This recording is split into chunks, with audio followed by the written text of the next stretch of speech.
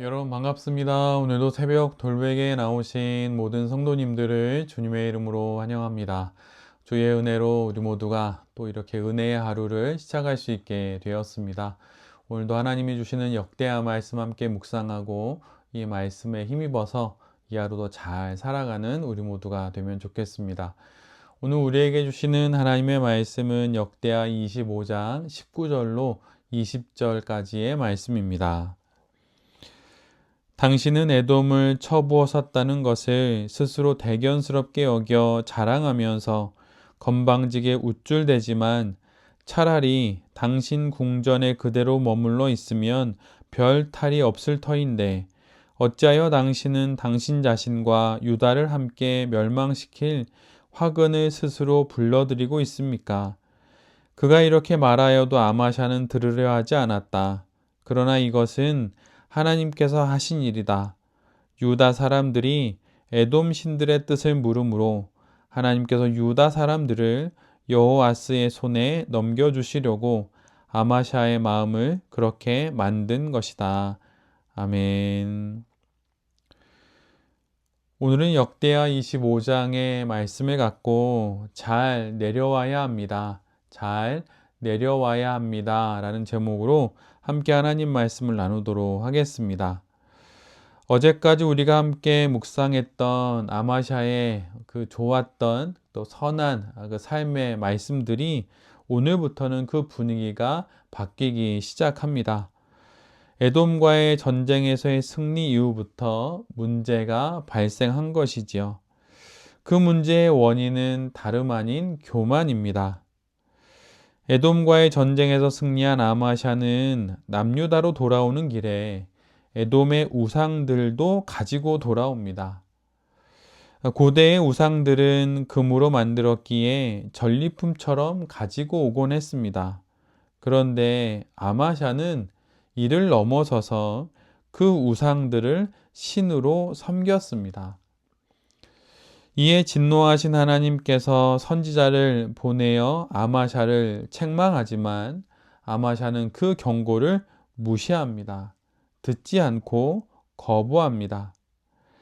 에돔과의 전쟁에서 하나님의 사람의 말씀을 듣고 북이스라엘 용병들을 돌려보냈던 그 아마샤인데 전쟁의 승리를 거두고 나니 이제 자신의 힘으로 충분히 살아볼 수 있다고 여기게 된 것이지요. 오히려 승리가 독이 된 것이고 성공이 해가 된 것입니다. 이에 하나님께서 아마샤를 멸하기로 결정하십니다. 그 내용은 이렇습니다. 유다가 에돔과 전쟁 중일 때 갑작스럽게 전쟁에 참여하지 못하게 된 북이스라엘 용병들이 오히려 유다 성읍들을 약탈하기 시작합니다. 그리고 3,000명을 죽이는 일이 벌어집니다. 이에 아마샤는 북이스라엘의 여호아스 왕에게 전쟁을 선포합니다. 3,000명이라는 유다의 백성들이 죽임을 당했고 유다의 영토가 공격을 받았으니 왕으로서 전쟁을 불사하는 것은 당연한 것입니다. 그럴 수 있지요. 그런데 지금 아마샤는 방금 전에 전쟁을 마친 상태입니다. 수적인 열세를 고려하여서 북이스라엘 용병 10만 명을 돈을 주고 빌릴 정도로 만만치 않은 그런 전쟁이었지요. 그 전쟁에서 하나님의 은혜로 승리를 거두었습니다. 방금 이런 전쟁을 마치고 연이어 또 다른 전쟁을 북이스라엘과 치룬다는 것은 결코 쉬운 일이 아닙니다. 그리고 북이스라엘의 여호아스 왕도 이것은 무모한 도발일 뿐이라면서 전쟁을 하지 말 것을 에둘러 아마샤에게 전합니다. 만약 이 도발을 멈추지 않으면 더 큰 화를 자초할 것이라고 말하면서 경고하지요. 성경은 북이스라엘의 여호와스의 말이 구구절절 옳다고 그렇게 기록합니다. 그러나 결국 아마샤는 북이스라엘과 전쟁을 벌입니다. 그 결과 유다의 백성들은 각기 집으로 도망하게 되고 아마샤는 전장에서 빠져나오지 못한 채 여호와스 왕에게 사로잡힙니다.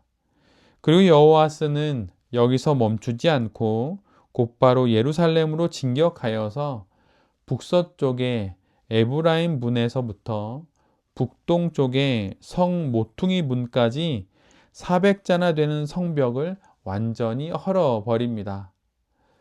이는 예루살렘이 남유다가 북이스라엘에 의해서 정복되었음을 상징하는 것입니다.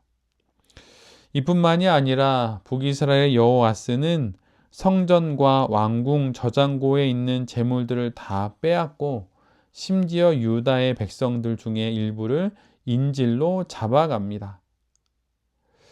아마샤가 이 모든 일들을 겪는 이유가 무엇입니까?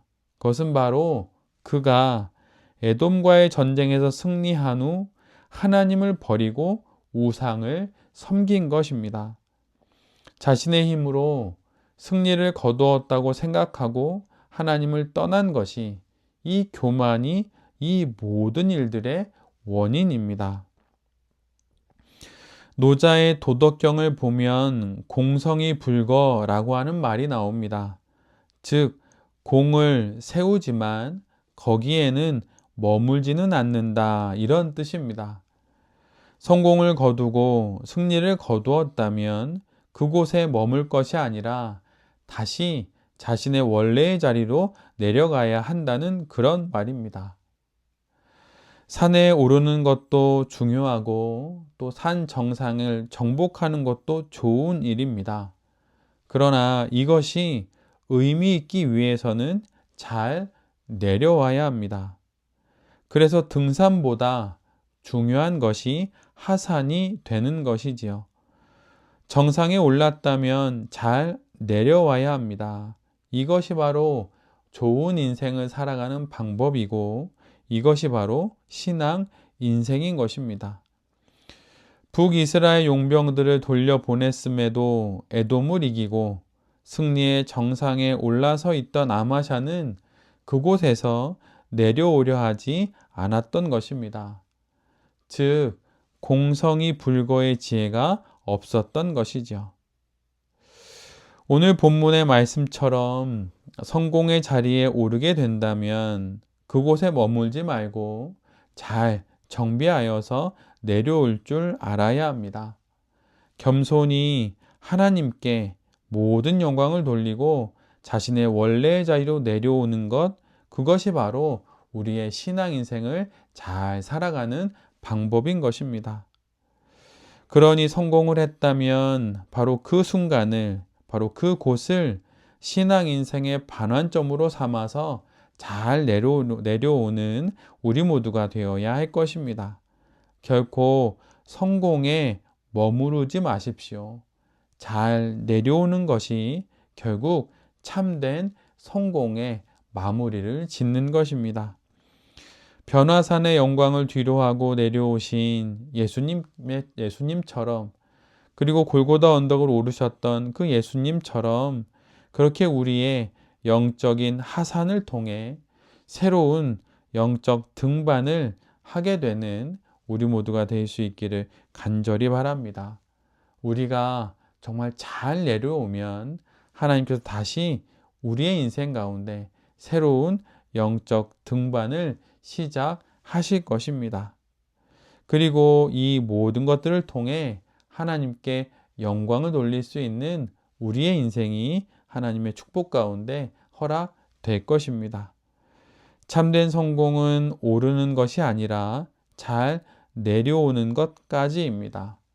하나님의 명령을 따라 잘 오르고 또한 잘 내려오는 그런 신앙 인생을 살아가는 우리 모두가 될 수 있기를 간절히 바랍니다.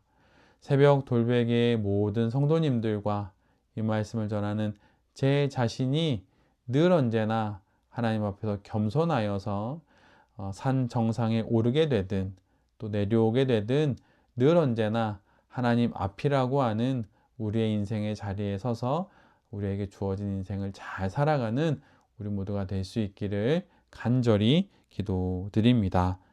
아멘. 함께 기도하겠습니다.